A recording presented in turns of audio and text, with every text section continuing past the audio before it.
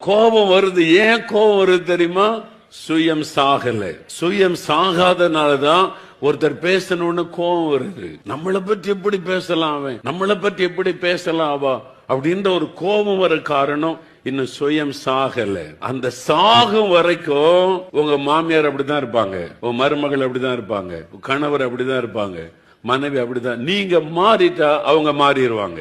நம்மை மாற்றுவதற்கு, பொறுமையை கற்றுக் கொடுப்பதற்கு அன்று சொல்ல நீடிய பொறுமை. இயேசு எப்படிப்பட்டவரா இருந்தாரா?